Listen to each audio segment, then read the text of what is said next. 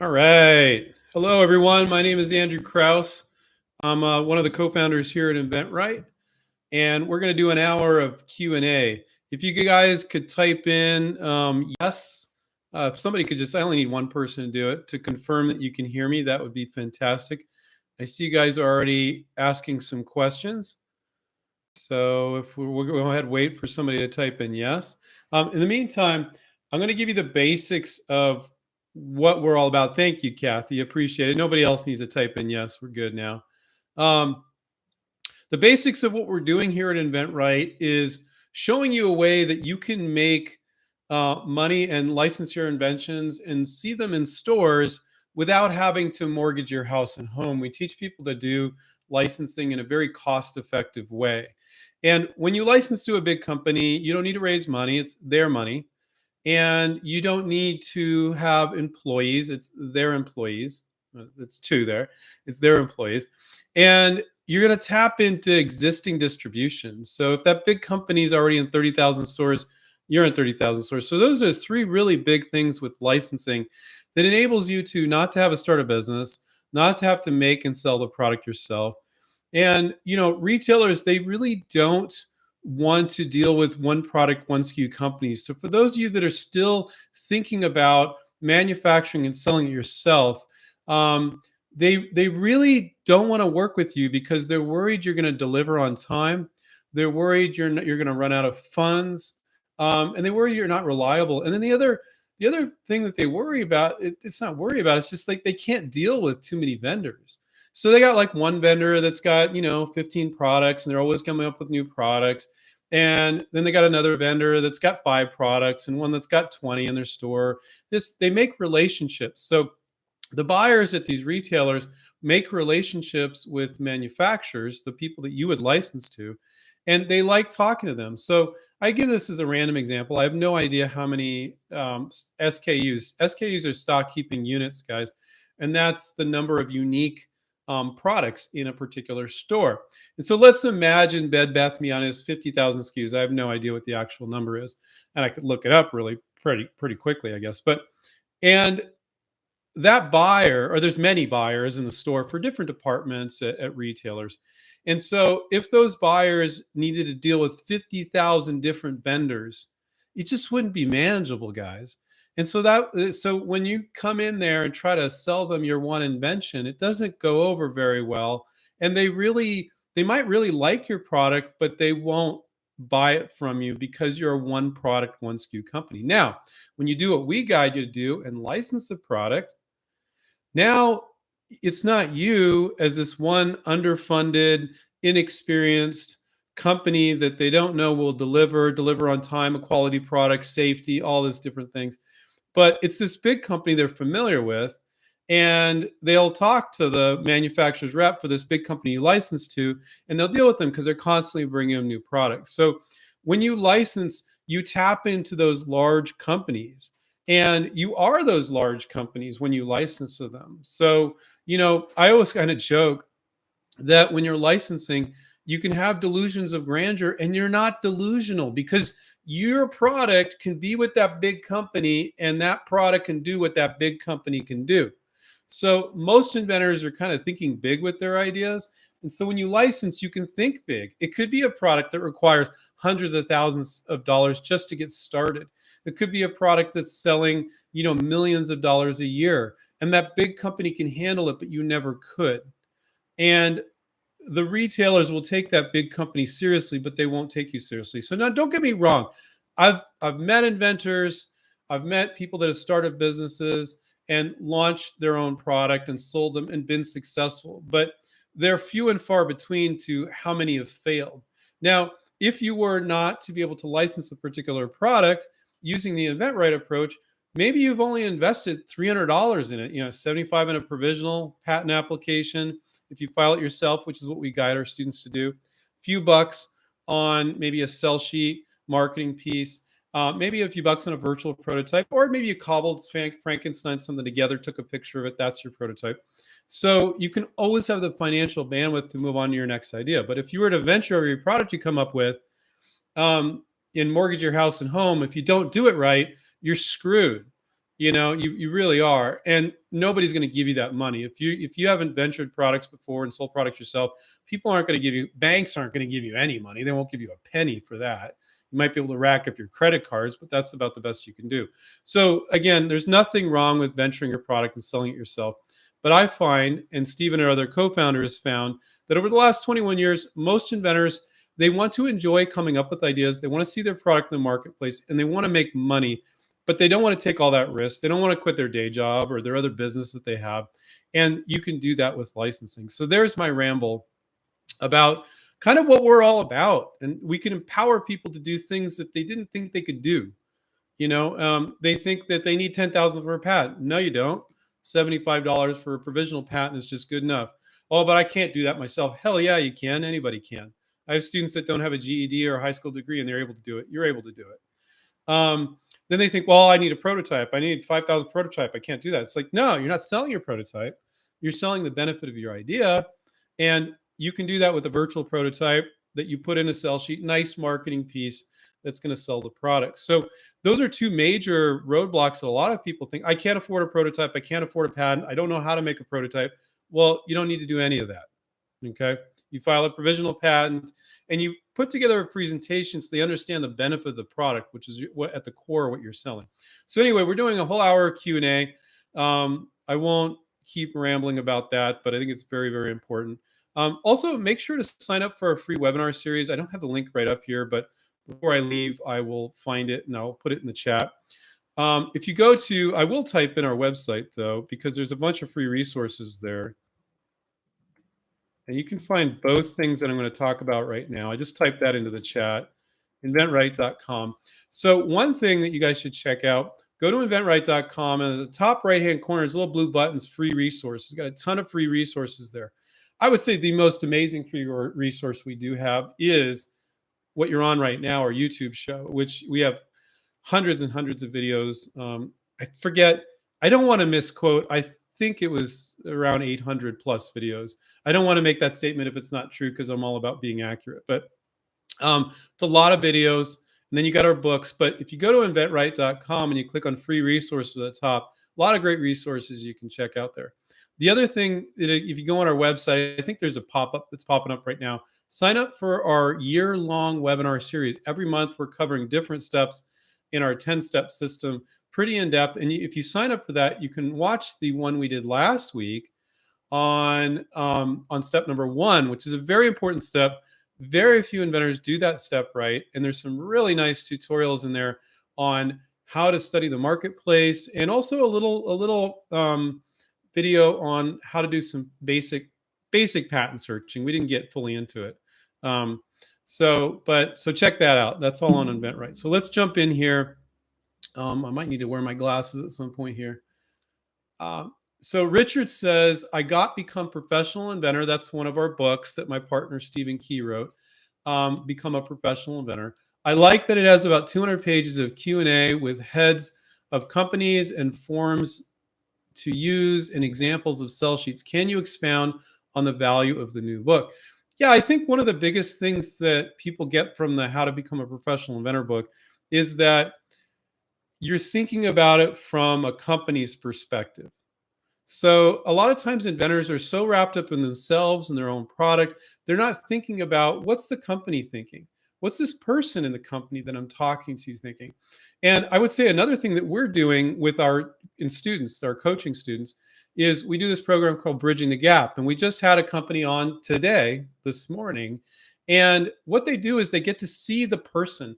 It's not like this big impersonal company. Like, it's a CEO, it's a marketing manager, it's somebody in their design team, and they're talking about what they're looking for in the way of new products. They're talking about what they like to see from inventors, what they don't like to see from inventors, like long rambling emails, things like that. And they're talking about the problems that they have with their job and getting their job done. So it gets inventors in like this mindset where you're thinking about them and not just yourself.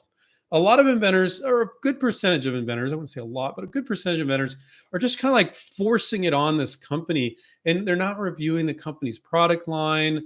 They're not like going, well, this is what I think they would be interested in. They just go, this is mine. You're a big company. Just take it. Just take it. Here you go. Here you go. And that's just garbage. You can't do that.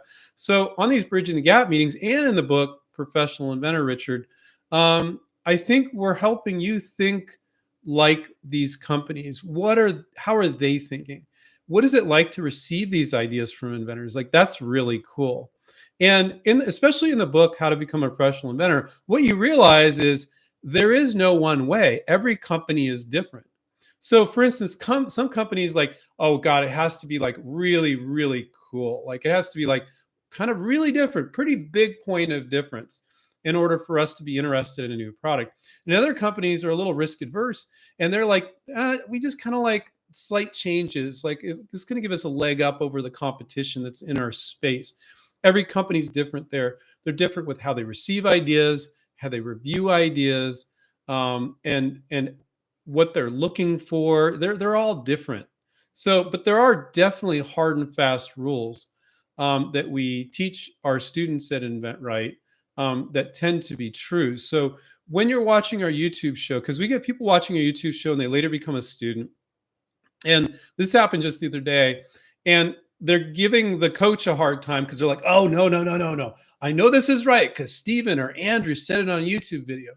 And yes, by and large, the advice that we give is right, and it's going to work in most situations. But then I'll tell the student, I say, yes, that is true most of the time, but the coach saw your product. Because they saw your product, they decided to take you this direction. And they're absolutely right. That is the right direction to go for this product. And it does go against something I said on some YouTube show. But if I saw the product, I would have said the same thing. So a lot of times when we're giving this advice, 9 times out of 10, it is good advice for most ideas, but then there's always exceptions. And so it's kind of funny, like people become fans of ours, they watch our YouTube show, and then they're giving the coach a hard time, go, well, but Andrew said this on a YouTube show. And the coach is like, yeah, but that's not right for your product. And then usually it ends at that. And the student's like, okay, you're making sense. But then sometimes they'll put them on with me and I'll be like, yeah, the coach is right. Yours is an exception. So that's just a funny little inside side note. Richards also said, he got a bunch of stuff here, but this is just the second question from him. Then we'll move on to other folks. Do I have a game that's completely tested? Question mark. My game is more of an intellectual game. Children can play it, but it might take years to really master, like checkers or chess. Chess is fun in a different way than the kids laughing while they play the game Balderdash. One of my favorite games, since it's really fun to see answers and people create. So one of the things that I can say, I can kind of give you an inside look, since Stephen and myself and as a company, we've been doing this for 20 years to guide, coach, and mentor inventors to licensed products, is game inventors, which is what Richard is.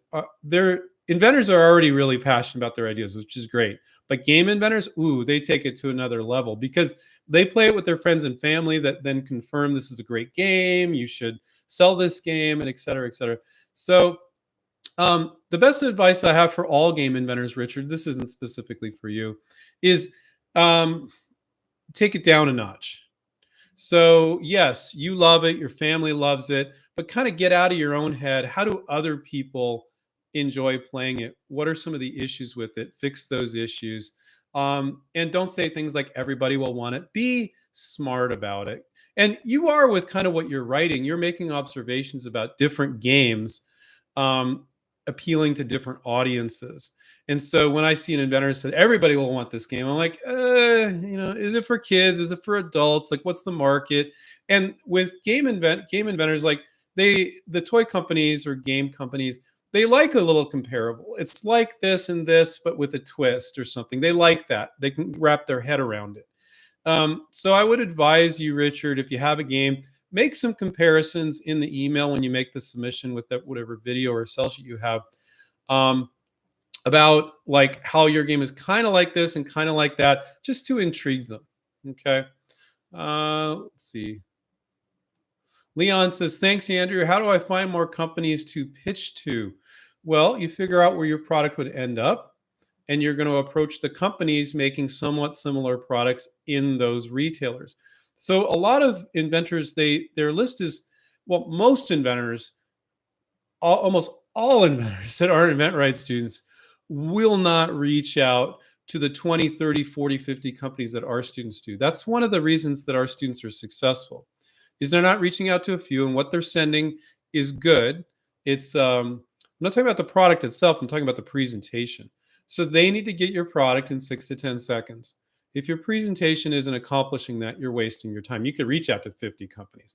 But getting back to the list of companies, people limit their list in different ways. They go, oh, I can only approach people making more or less the exact same thing. It's like, nah, if it was in the store on the shelf next to that example. And so people limit themselves that way. The other way they limit themselves is if you're not looking at a big enough list of retailers, then you have less manufacturers because you don't license to retailers, you license to the manufacturers that sell to the retailers, right? And if you like at a sporting good product and you only reached out to Big Five and Dick's Sporting Goods, well, that's who's near me. You're making a mistake. If you, for example, you guys can do this. If you type in list of major US sporting good retailers, you will find a Wikipedia article that lists tons of retailers, most of which I've never heard of. I've always lived on the West Coast, and I've seen a bunch of retailers in there that are on the East Coast. Now, don't think you guys can type in list of major US sporting good retailers or major US kitchenware companies. Sometimes things will come from that, but you need to make your list. And by you to do that, you find the companies that are in the retailers where you want to be. But by broadening out your scope, and one thing that interesting note, which is side, it's on track here. I find that our European students or students not in the U.S. do a better job with making their list of companies than U.S. Inventors, because U.S. inventors, they tend to go just with what they already know, and they go, "Well, I know, I live in the U.S. I know what." No, you don't, because in different parts of the country there are different retailers, so they miss the retailers. Whereas somebody's in Europe, they're like, "I don't know U.S. retailers. I mean, I've heard of like Walmart and Target or whatever." And they do their research. So don't be lazy about doing your research with a list of retailers, and then find more companies in those retailers, Leon. So hopefully that was helpful. Let's see what we got here.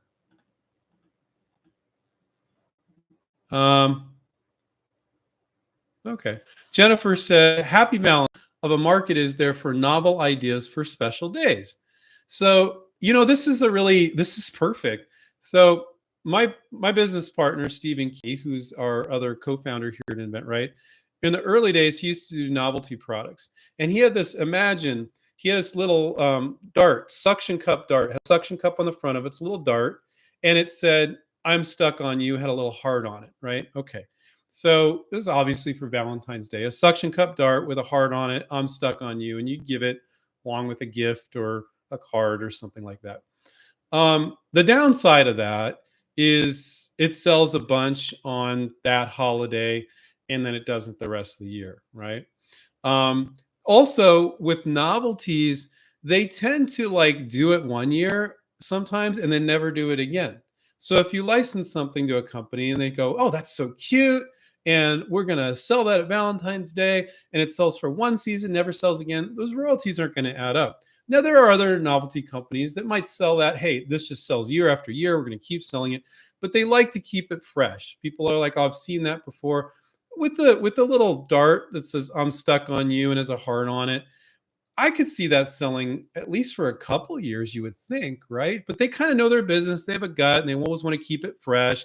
And maybe the buyer at the store is like, "Oh, we saw that last year, Joe. That didn't sell well." But maybe they want to buy it again if it sold well the prior year. So, um, so how much market is there for novel ideas for special days? So there's a tremendous market, but the question is it worth the effort? If you're passionate about it and you love it, go for it. But if you're kind of focused a little bit more on money, it's probably not where you would focus at the beginning. If you just want to get experience in licensing products, some people will work on products they don't care that much about to get that experience, reaching out to companies, making a sell sheet, doing all that stuff.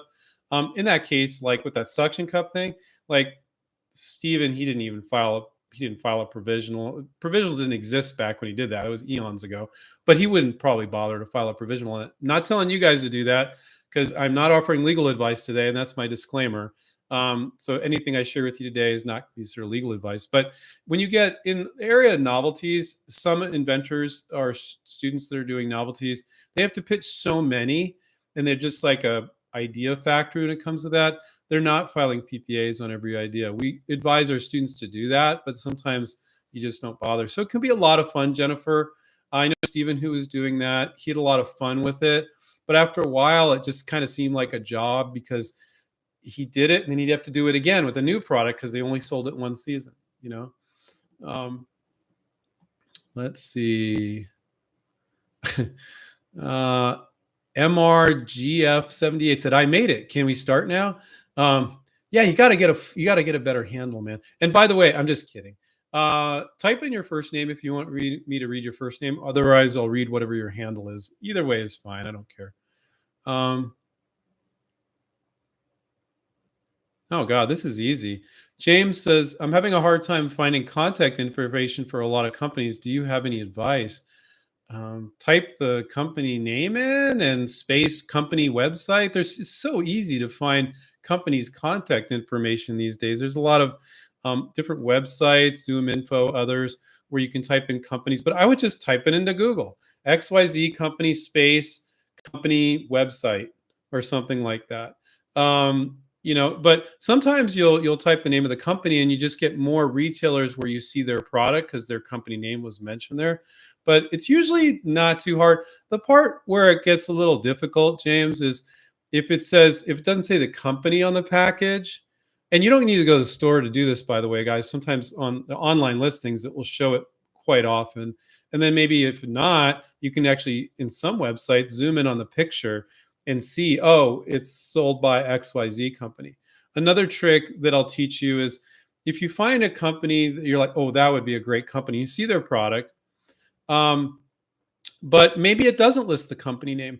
Take the name of that product, put it into Google, and find another website where that product is. And maybe that website lists the name of the manufacturer somewhere in the description, or sometimes they'll say specifications or things like that.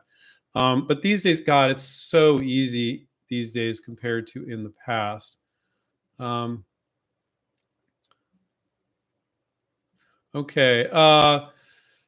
Yesterday's news is their handle. Yesterday's news tomorrow. Sorry, I got to read that whole thing since it's clever, I guess.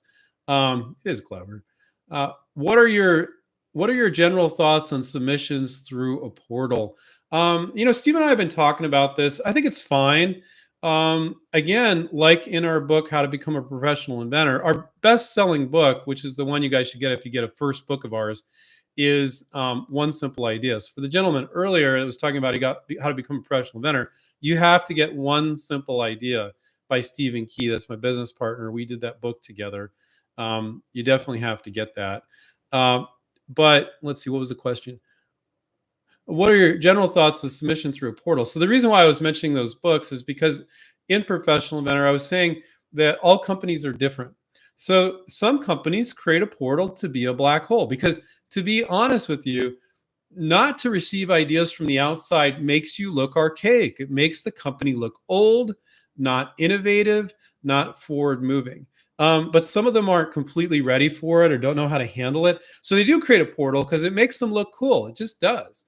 And they're not paying attention to it. It's just going to a black hole. Maybe an intern's looking at it. Maybe somebody's looking at it when they have time, and nobody's looking at it. And then other ones, 1 week they're looking at it a lot, but then the company or people in the company get really busy and they're not looking at it for 2 weeks. And then they look at it again, and it kind of goes in ebbs and flows as to how seriously they take submissions through their portal.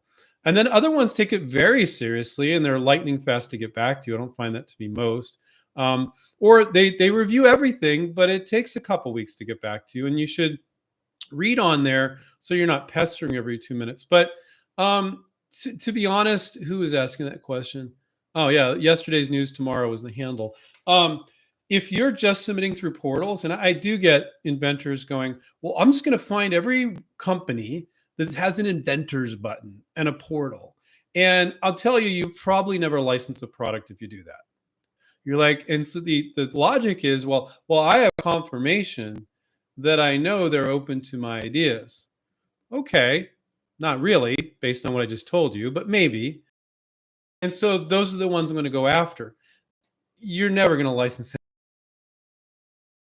out there that are plenty open to ideas. If you reach out to a marketing manager on LinkedIn and you ask them, you have for potential licensing, would you be the right person or somebody else? They'll say sure. So it's just really amateur hour to only submit to portals. You will probably never be successful that way. Now, I mean, a few of the portals, they might be looking at it, but that's a few. You're limiting your list of companies. You're limiting, and I think one reason why a lot of inventors do that is because they feel they're less likely to get rejected, or they don't want a company to say, no, we're not open to receiving ideas, which some companies do. Not many these days. You get the right person. Some do. Definitely. Some do. Not every single company on the face of the planet. And sometimes you contact two different people in the company. One guy's like, oh, yeah, send it on over. And the other guy's, no, we don't do that. Or if you call, the gatekeeper says that. So sometimes it's good, especially if you're using LinkedIn, to send it to more than one initially, just to see what they say, because you will get different answers from different people in the company. Other companies are like, their attorney talked to them. They said, no, no outside ideas. And you get the same answer from multiple people. Okay, that company's closed. But you will not, as a professional inventor, and when I say professional inventor, you could be spending 2 to 4 hours a week on this. You don't have to quit your day job, because with licensing, you don't have to do that. You will not be doing a good job by limiting yourself that way. Don't do that, guys. Just don't. Okay. So there you got it. Yesterday's news tomorrow. That's fully unfiltered, as we always are at InventRight. Let's see. Gerald said a DrTV company. DrTV, guys, is like, there's many words for it. Infomercial, DrTV, as seen on TV, all the same thing. I guess it was that 4 things. A DrTV company said my product would do great as a catalog, and I'm not sure what that means. What they mean is DrTV, it needs to be very demonstrable. It needs to be very kind of like wow factor. And they're saying, like, look, if you saw in a catalog amongst other things, like what they're paying you a compliment. They were saying it's a good product. I think people will buy, but it's not like, doesn't have this giant wow factor. Maybe it was more decorative. I don't know. But even if it wasn't, it had functionality. It didn't have enough wow factor for them to want it, And so, but don't be put off by that at all, Gerald. It's not a negative thing. It's actually a positive comment, I think. So that's what they meant. It wasn't demonstrable. It didn't have this wow factor. I mean, we've all seen infomercials, right? You know how that works. Ooh, wow, it does this. And yeah, I know they're playing it up a little bit more than it even is, but I think your product didn't have that. Now, it doesn't mean that it's not useful. And it's not like, oh, that's clever, or that's pretty, or that's cute, or that's cool, or useful, or what have you. So that's not what they were saying.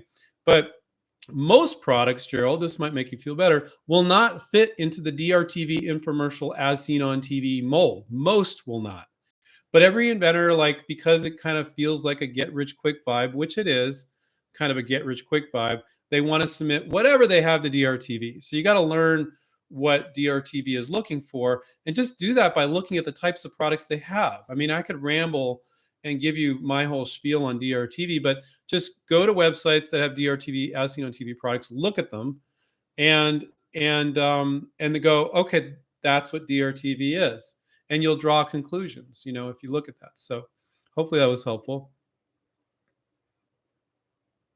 Okay. Inspirational intelligence athlete is their handle. Good day, Andrew. I'm Lewis. Oh, there we go. Lewis is their name. Have you dealt with licensing educational products in schools? Yes. Yes. And you can definitely do that. You have to identify, obviously, the companies that sell to the schools. Like, so for example, you don't license to the military for the most part. You're going to license to a military contractor that sells products to the military. Same thing with schools. You find companies that are making school related items and selling to schools, and you license the product to them. It's just that simple. So yeah, that's very doable. That's fantastic. And I have to say, back in the day, I mean, we've been doing this 21 years. So when we first got started, there was not nearly the number of educational toys and this whole like STEM toys and this whole thing that didn't exist. Like, companies, if it was educational, like, it was terrible. Like, they would not be interested in your toy or game. And now that's a market. I love that that's a market, because I have a 9-year-old and I want her to use fun, stupid toys, but I want her to use fun educational toys as well. So there is definitely a market for that. Okay. Javier said, I want to send a toy idea to Zuru, a European toy company you guys have interviewed before. will my American PPA count and protect me? So again, I'm not offering legal advice here today, but Europe is part of what's called a PCT, Patent Cooperation Treaty, and so is the US. And so they don't have a PPA like we do in Europe. But in a roundabout way, I'm not going to get into the details because we're really getting in the weeds with intellectual property and patents when we do this. But a US provisional is a placeholder. And a U.S. provisional, it doesn't protect you, by the way. It protects you in that it's a placeholder. And then later, if you file a full utility within the year of filing the provisional, and patent attorneys are very anal about this, but they're absolutely right. They say it's not a provisional patent. Don't say provisional patent. It's a provisional patent application. It's not a patent. If you file a provisional, and I'm doing this because I'm thinking this is the date you file it, and then this is the year later. If you file a provisional, and within that year, you file a full utility and reference that provisional, you have protection for that provisional from the date you filed it. So it's a tool that we use for those of you that are new at InventRight to file a provisional, and you should be ready to start calling like the next week. So if you don't know how to license, like what's the point of filing a provisional? I've seen vendors do it. It's fine. If you want to do it, you can. But if you're just going to sit on your hands for a year after you file a provisional, what's the point? So file a provisional and then see what the interest is. And then if you get interest, you can get them to pay for the patent, give you the money, and you give it to your attorney, and then you reference they file a full utility and reference the provisional. It really reduces your risk dramatically. So when you're doing that with the provisional patent, because US and Europe is part of the PCT, if you, from what I've heard from attorneys, if you have just one quasi claim, you guys can Google it, okay, in your PPA, that it will meet the criteria potentially to file a European patent. So in a roundabout way, don't quote me specifically on this, but a US PPA is like a placeholder to preserve your foreign filing rights in a roundabout way. I'm not going to get into the specifics and the details of it, okay? But Zuru is a very big company. So here's the disconnect, Javier. Why do you think, because they're in Europe, that the European patent is so important? If a company is really big, patents protect you in the countries in which you file them. So Zuru is, to the best of my knowledge, is huge here in the US too. So there's really no difference between them and a US company. Now, the other thing that I'll say is it's a lot less likely that you're going to license it to a company that only sells in Europe. Now, if it's a European company like Zuru that's also really big in the US, it's the same as a US company, if you ask me. They may choose, and a lot of those companies will choose to file themselves in the US and go, we don't care about Europe. It's a smaller market. Right? It depends on what percentage of their products are being sold in Europe. Like if a company, let's say they're a European company, and they're really big in the US, it's 80% of their product in the US and 20% in Europe. They might not want to blow the money on a patent. Even big companies don't want to blow money on patents because they're expensive. That's why the provisional is such a great tool. And they might go, no, or just distribution is our protection in Europe. We're not going to file in Europe. Then they might want to file in both. So if you file the US provisional in some roundabout way, and I can't get into the details, you're kind of preserving, because they're part of the PCT, your rights to file a PCT and then later file a utility in Europe. So you can do that. But if it's a company that's only selling, I'm just going to say it because I've observed this over 20 years of doing InventRight. A company that's only selling in Europe and not selling in the US is way less likely to license your product, because Europe's still a little bit more old school. And I've said it before, in the US, we've got this, there's a lot of negative things about, I'm very much a patriotic American, but there's things that are kind of messed up in the US. But one thing that's really cool about the US is the fact that we believe anybody can make it. You could not have a high school degree, a college education, that if you're determined enough, anybody can make it happen. And so when you have an employee in a US company, or European companies have US headquarters usually, right? And they're Americans. And so, or just a European company that understands American psychology. And so even though that you're working in a corporation, like a marketing manager, you're receiving this idea, we don't have this like, oh, what's your credentials? Like we don't get students our InventRight students being asked, like, let's see your portfolio. What are your credentials? What have you done before? They don't care. They only care what you're showing them now. So there's no difference between you, if you're doing everything right, if you're inventing right, and a successful inventor that's licensed 20 products. There is literally no difference. They don't care. Now, once you start making relationships with companies, then you have a relationship with them. And then they get to know you, and that's beneficial. But they don't care what you've done before. But European companies, if they only sell in Europe, now they're very European. They're not selling in the US. Okay, now they got the older school mentality. And I've had students licensed to European companies, so don't get me wrong, but it's a little less likely.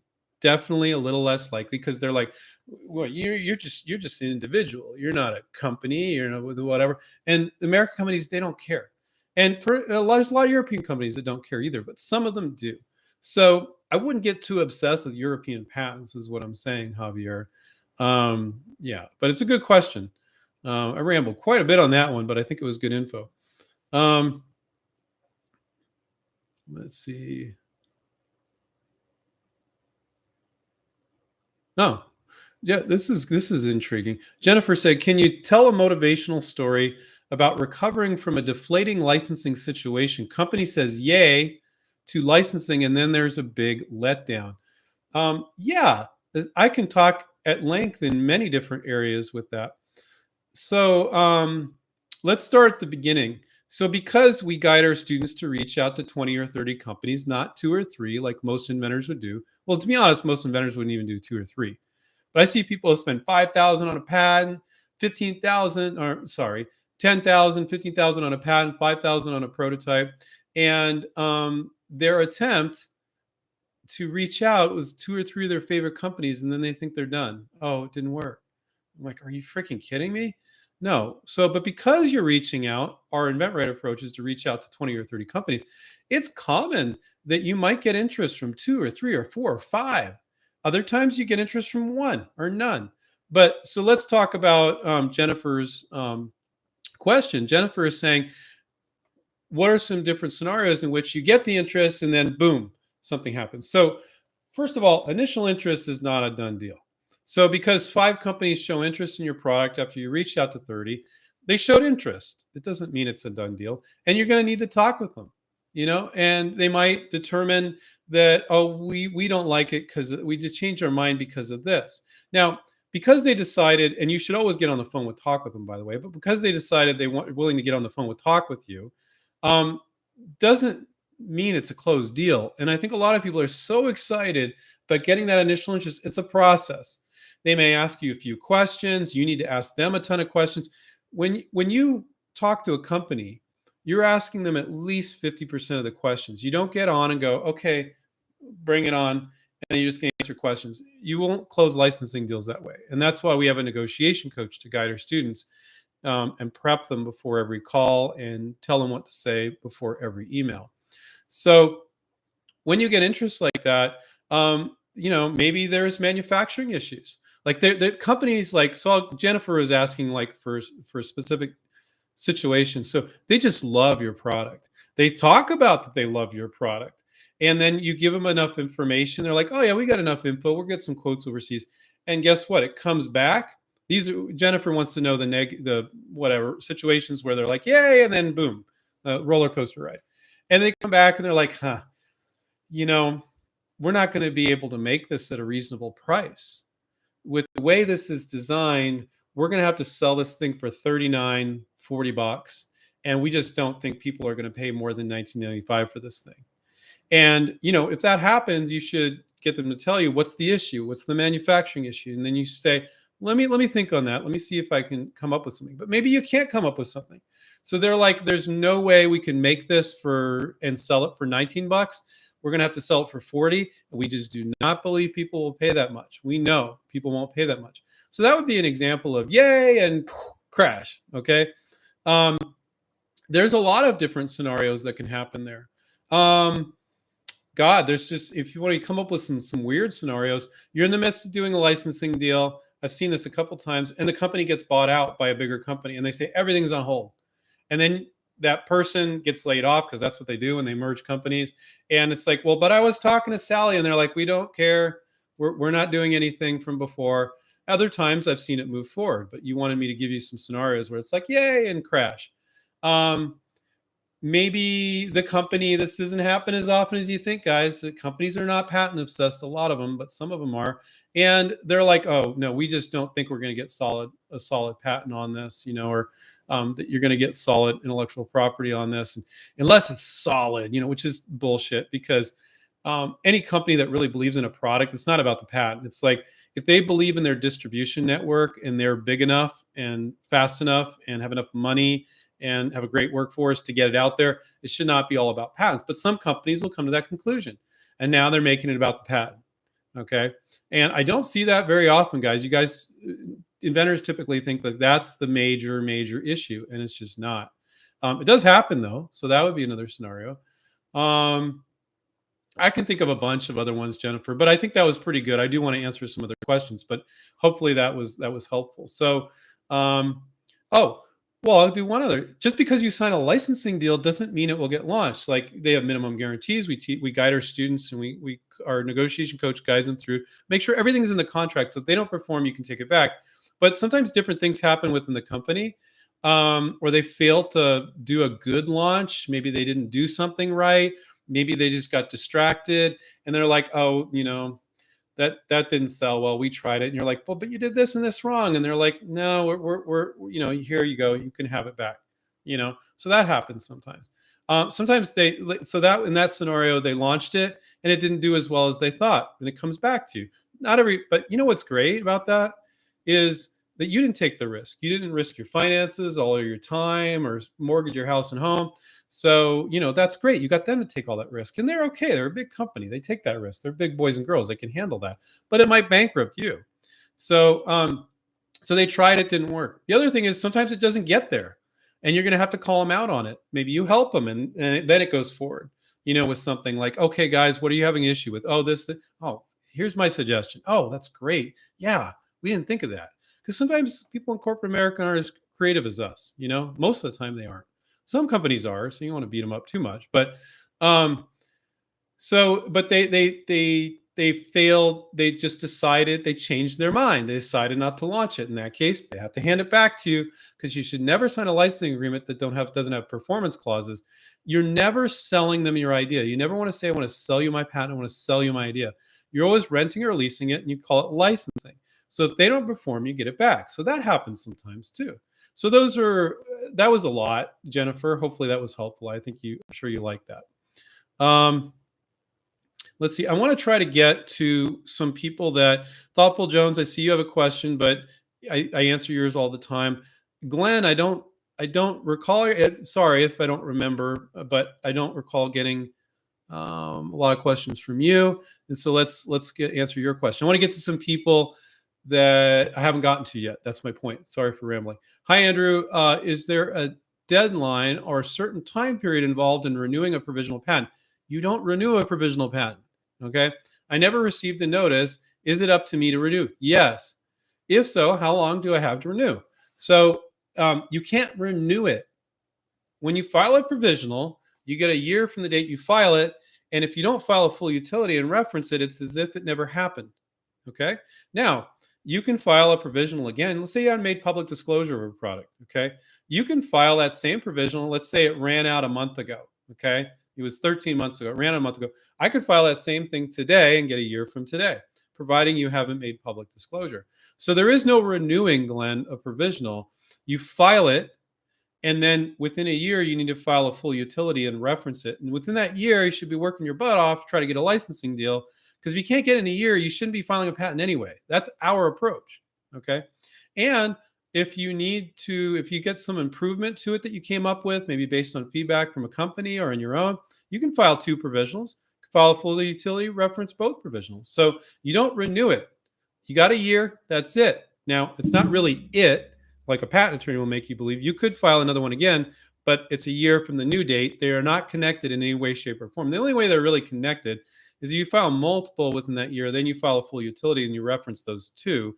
Then you've got those priority dates. Maybe the first one you have A and B in it, protection for A and B. And the second one, you file the same provisional and you add C, then you got protection from that date, then you file the utility. And if this is a big If that 1 year was ever an issue, then you could look at what was in the provisional. I have never seen that in 21 years, that 1 year ever being an issue ever for one of our students. It could, never seen it happen. Oh,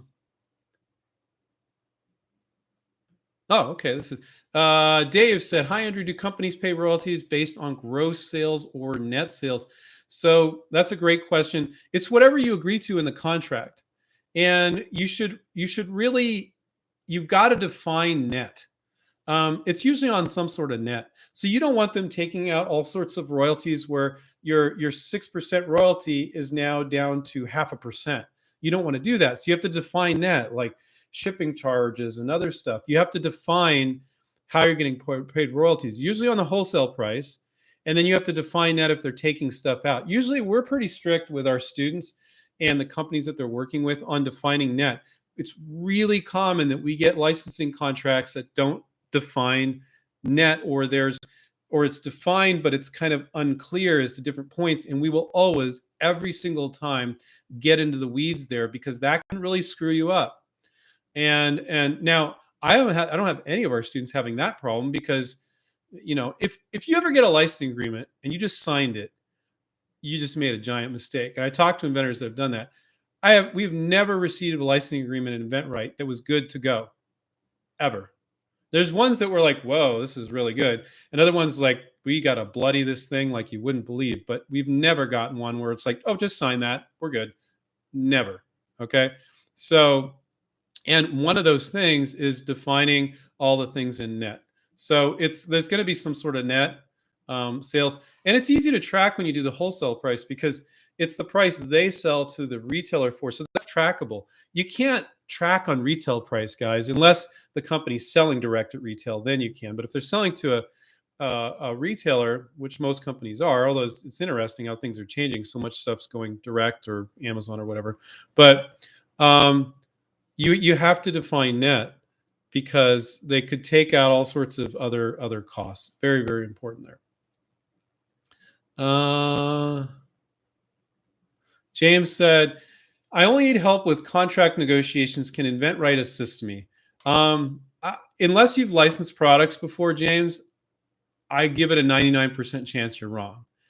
I talk to inventors all the time that are interested in our coaching program, and they're like, "Oh, I'll just reach out to you when I get into a deal." And I'm like, "Yeah, you can do that." So James, yes, you can do that. You can wait to get in a deal, and then you can sign up. But I have almost never had one of those people that said that to me, and then they come back and go, "I'm in a deal." Because if you don't do and say all the right things to get into a deal, you won't be in a deal. You won't get to that point. And I find most inventors don't get to that point without us. So, and I'm really being very blatantly honest there. It's very true. But absolutely, you could wait till you get interest, and then you could sign up with InventRight. We could guide you through that negotiation.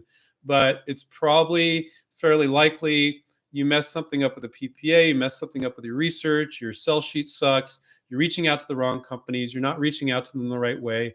And then if you made your first call with them without getting our help there, you're not handling yourself well on the first call, and you killed it right there. So there's so many places along the way to fall down. But absolutely, you're welcome to do that. But I can tell you, historically, people say that to us, not often, but I see it once in a while. Or maybe they'll say it to me, but they're thinking it, and they just don't get there. So to know how to do it and get real life experience through it is very beneficial. Let's see. Yeah, so I'm going to try to do some questions from people I haven't gotten to. Super Wava. Okay, that's their handle. Any advice for someone in the UK trying to license the US or other region? Yeah. My advice is there's no difference from you being in the UK or the US. My advice is don't focus on the UK. You're way less likely to license in the UK. You focus on the US and Canada.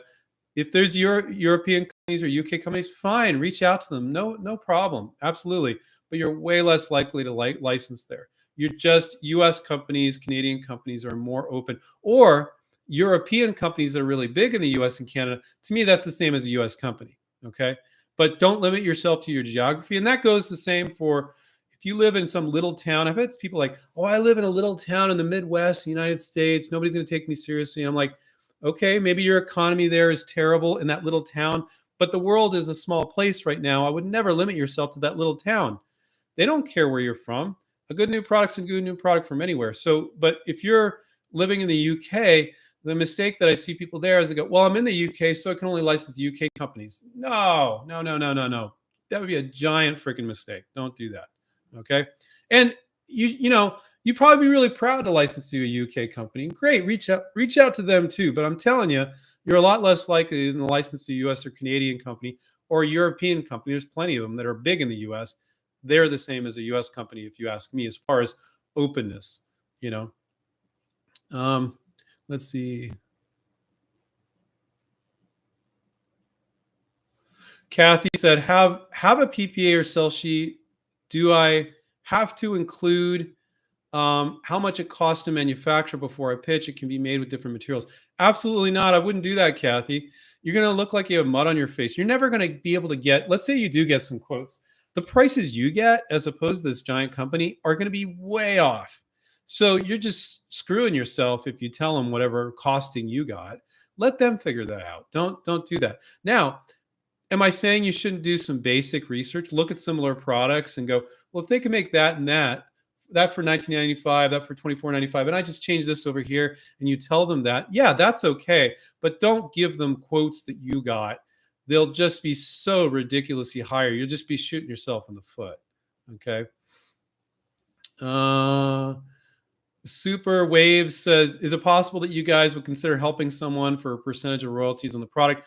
Absolutely not. That's the opposite of our mission. Our mission is to get you guys doing the work so that you experience it, so that you say to us, I get it, guys. I don't need you anymore. I could do this the rest of my life. Because there's not many inventors that are like, I get this one idea and I never want to do this again. And I would tell those people, do not sign up with InventRight. But if you have intention of coming up with more ideas or have more ideas, we want to empower you with those skills. If you look for people to do it for you, you're going to find these inventors don't want to steal your idea. They just want your money. They'll pretend to work on it for a year. We talk to people in InventRight that get victimized by these companies every single day, or at least every other day, for $10,000 or $12,000. If you look for somebody to just do it for you, nobody will be as passionate about your idea as you. You're going to get scammed. You just will. So approach these companies. What makes you think you can't? You can totally do it. But you got to go beyond having ideas, and you got to move into doing the work. And licensing is 1,000th the work of running a business. You don't need to run a business. You don't need the money. You don't need employees. And you don't need the distribution. The company you license to has all that. But you need to do the work to get a deal with that company that has all that already. And you need to learn how to do that. So that was from Super Waves. So Dana, Dana said, do you remember the legal disclaimer? So Dana is cool. She's online here, and she is a former student of ours, and she does sales for us too. Sylvia and Dana, they're super friendly. So I want to say about Sylvia and Dana that you guys might not be ready, or maybe just be like, I don't know, I'm kind of interested in learning more about the coaching. Sign up to talk to Dana or Sylvia. They will always be friendly. They won't hound you. They'll explain how things work. They'll explain how everything works, and then you can take your time. So you might be like, I think I might do it, but I want to learn more, and I might not even do it for 6 months or a year. Go ahead, go to inventRight.com. I put the link in the chat if you page up and down. It was the early part of the chat. And sign up, and then click on, so go to InventRight, click on Contact Us. You'll see the booking calendar. Book with one of them and talk to them. We're really friendly. We won't hound you or some of these invention promotion companies. I talk to inventors, and they're like yelling at the inventor going, you're stupid if you don't sign up. And they're like some sort of obnoxious like New York stockbroker that just won't go away. And they like call every day or a couple times a day. You will never get anything remotely like that from Dana or Sylvia or myself. We're really cool. So don't be afraid of booking a call to talk to them about the program and how we help, because it's really benefit. And I don't want to do that here because you guys showed up to get your questions answered. You don't mean to endlessly like pitch the program. That's not why you're here, but Sylvia and Dana talk to you about that. Let's see, Andrew. I don't think I did one from Andrew yet. Hi, Andrew. I have, this is other Andrew. Hi, Andrew. I have an idea for a product that was previously patented, now abandoned. Okay. Should I still attempt to still create the product, and can I still get the patent if I make changes? Yeah. So if it was abandoned, so whatever they did there is, I don't know the details of the patent, but let's say it's been abandoned for a while, public domain now. So anybody can do that if it's been abandoned for a period of time. And so, but you can get a patent on an improvement. So it's something they didn't cover and you've got an improvement. Oh, but there's, I've added this hinge over here. So anybody can do what was in that abandoned patent, but you can get protection on some improvement. Absolutely, you can. Absolutely. Uh,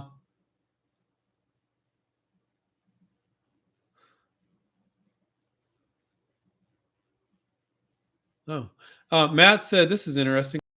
Happy Valentine's Day. Is anybody really an inventor until they have products sold? Thank you once again for the knowledge. Knowledge is power. So, yeah, I've said that before. What the day you can call yourself.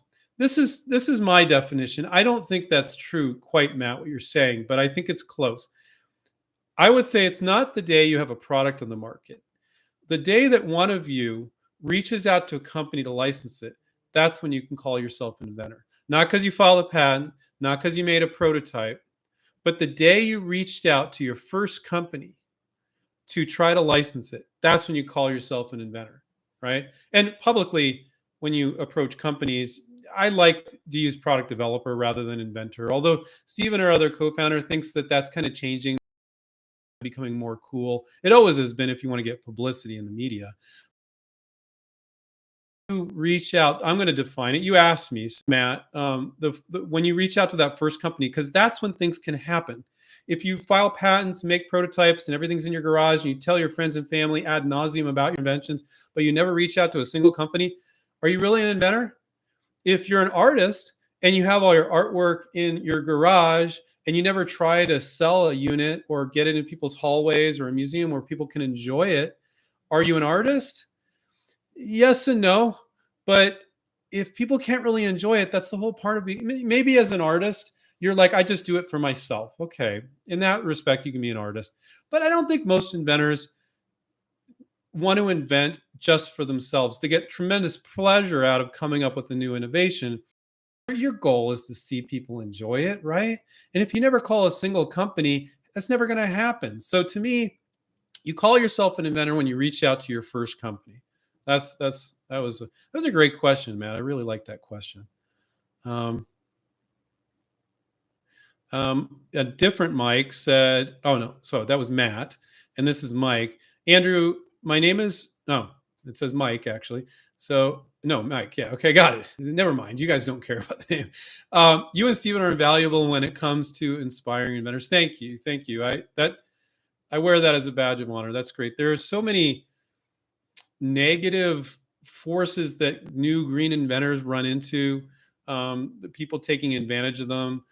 So I do fully believe that some patent attorneys fully take advantage of inventors as well as prototypers, and of course, invention and promotion companies. I mean, just look at the Federal Trade Commission rulings on some of those companies and things, and how they come down on them. So there's a bad neighborhood that new inventors wander into, but the world that we live in is a very positive world. I haven't had, that I know of, one of our students reach out to a company and got knocked off in 21 years because they're being very professional. I know inventors have gotten their ideas knocked off. I'm not saying that doesn't happen, but when you conduct yourself professionally, it hasn't happened to one of our students yet. It'll happen one day, but you shouldn't be in business if you want 100% assurance everything is going to go right. You're not a business person. And the problem is that some inventors aren't business people, and and that's okay, but you have to learn the rules of licensing so that you can license the product. And that is being a business person. So that's not an option, guys. You can't just have ideas and the world would beat a path to your door. You file patents. I talked to a woman this morning, a smart woman, I could tell, and she'd file a ton of patents. And I just told her, I said, stop it. I said, stop filing patents. You have to watch our YouTube show. It's free. Learn how to license the product, file provisional, stop filing patents. And she really appreciated the advice. I was worried I was a little hard on her, but she was taking it like a champ, which made me think she's going to do great. She just get the InventRight perspective. Um, hmm. Kayleen says, a lot of questions about novelties today. Love the show. Do you have suggestions for someone looking to break into the novelty gift industry? Um, yeah, I would say it's a very easy industry to get into. They need a constant flow of ideas. Sometimes in novelty gift, the royalties won't add up as much as in other industries. But I would find out what area of novelty gifts. I would look at all the different novelty gifts and figure out what areas you want to focus in, and then start piling up your ideas in those areas. Because once you submit a product to a company that's doing novelty gifts, they're almost always, if you have halfway decent ideas, saying, yeah, sure, you can send me more. So by sending the first idea, you're starting to make relationships. And so there's companies that do different types of novelty gifts. So I kind of put them into categories and figure out, be very strategic on identifying the companies that and the projects you want to work on, because it's like novelty gift, you can have different categories. So it's almost like a different category depending on what you're doing. So take a close look at that. Um, Realize you need to have a lot of ideas in novelty gift before they pick one, a little bit more than others, but they're very open. And it's a very fun area to start in. And so I would encourage you to do it. At some point, if the money is adding up the way you want to, it's nothing but a good thing, because you've now experienced licensing and you can apply those skills to license in other areas. But if you really enjoy novelty gift, I would go for it. You're going to make relationships with companies. They're going to want a never-ending stream of ideas, and that's really fun, because then you can focus more on ideas once you make those relationships by sending the first product. So, I think that's great. Let's see. Let's try to find one from somebody we haven't. Yeah, everybody's saying Happy Valentine's Day. Happy Valentine's Day, everybody. I celebrated with my wife last night. But thank you for reminding me, so I got her a really cool gift, which I don't every year. I bought her flowers and a card. So I think I did good this year. I don't always do that good. Usually we go out to dinner and there's a card, but she was like really shocked I bought her a gift, and it was a pretty cool gift, expensive gift too. So I think I did well this year. I don't know. Us guys, sometimes we don't, I think women would acknowledge we don't always do good, but I did good this year. So I hope all you guys did good. And but if you think about it, it's a little sexist to say that, because it's like, is Valentine's about women or is it about the men too? Is it important the men to talk about all this stuff too, and for the women to go, hey, I appreciate you and all that as well? I think it is. Let's be modern here, So let's see. So Kayleen, thank you for that last one about novelty.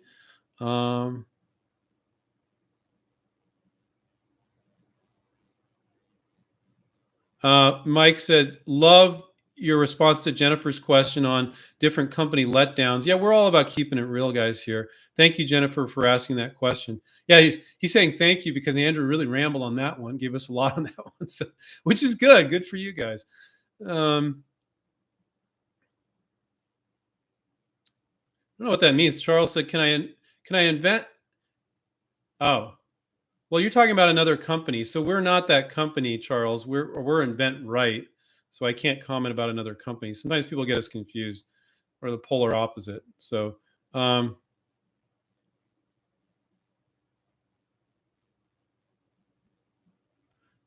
well, no, don't disclose anything specific. So Doc, yours is specific. I don't want to give anything away. Well, I don't think it does. How would one protect changing the sound of a horn? I don't know. I need to think on that. Well, that's not hard to think about, actually. If the mechanics inside a horn were different to make the sound become different, but God, can you think about how much prior art for a horn and how it blows and how that's been done like so far back in time? But yeah, mechanically, if you were to change the way a horn works so it creates a different sound, that would be protectable. So that was interesting. But guys, never, he wasn't sharing an invention there, but never share anything publicly about a particular invention. But he wasn't really there. Camillo, can one patent for improvements made to an existing item that wasn't your patent idea? Is it is the time process the same as new, or is that a bit faster due to being out as a product? No, it doesn't matter if something's out as a product. That wouldn't speed up any patent. But can one patent for improvements made to existing item? Yeah, that's most ideas. Almost all ideas are variations of existing items. Inventors will insist that it's not, but it is.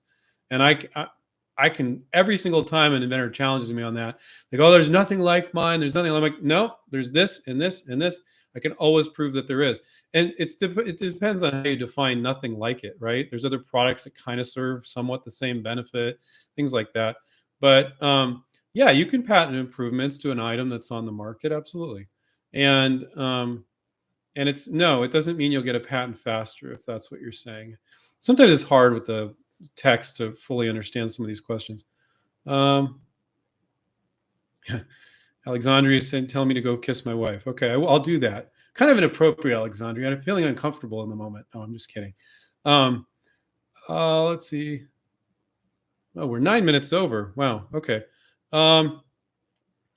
But truth be told, can I have a license to a company and partner with them at the same time as I form a company as the founder, as we both benefit? Yeah, I mean, but the question is, do they want an exclusive or not? And so, if you want to sell this exact same product in the exact same store they are, that wouldn't go over very well. So I don't know if your question is you want to sell the exact same product and found a company. I mean, you can found a company and then license to them, and you get the royalties for it. But if you're stepping on their toes and selling the exact same product, exact same place, and if you're selling a variation or a different channel, then they might be okay with that. It's whatever you can get them to agree to. I just see some questions coming in from people I haven't got answered one, so I want to do that before we get out of here. Don't guys all file in. I called it quits on that because we're 10 minutes over, but I'll answer a few more. Stego Kitty. I have a toy idea that I'll be pitching to Hasbro fairly soon. I also have an alternative version of ideas for the same game. Should I present those at the same time? Presenting too many different versions can be a little overwhelming, especially if it's a game. And it's fine if you want to present to Hasbro, but if you don't have a list of a ton of other toy companies, you're not being a pro. It's great if you want to send to Hasbro. You should always go, what other companies can I send this to? And my guess is if it's right for Hasbro, it's going to be right for other companies as well. But I would resist presenting them another version. I would just put your best foot forward with that one version.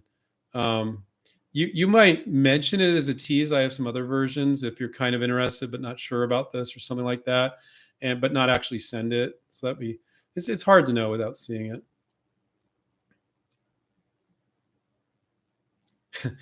Dan the man says, it doesn't say the man, it just says Dan man. I've never reached out to a company and yet I thought I was an inventor. Thanks for setting me straight. No, that's not. I was cornered to talk about, I forget who it was Mike or Matt, I forget, and about what defines you calling yourself an inventor. So I think I want that to be, Dan, as an encouraging thing. You should be proud the first time you reach out to your first company. It's not meant to be discouraging in any way. Okay. So, but I know you're probably just joking anyway. Let's see.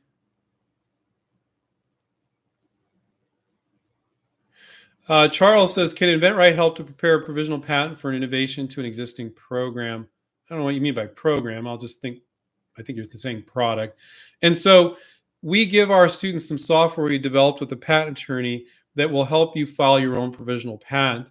Now, we do have another package that includes a patent attorney filing a provisional for you. I don't think you need to do that. I think it's a waste of money. Some inventors insist on it. I'm telling you, Charles, you can file a provisional patent yourself, and you can do it. And if you join InventRight, we can give you the software to do so. You don't need to pay a patent attorney to do that. But yes, we do have one option on our website. I think it's the Premium Plus, where we'll send you over to a patent attorney and they can file a provisional for you. But what we teach is you can do it, and you don't need to do that.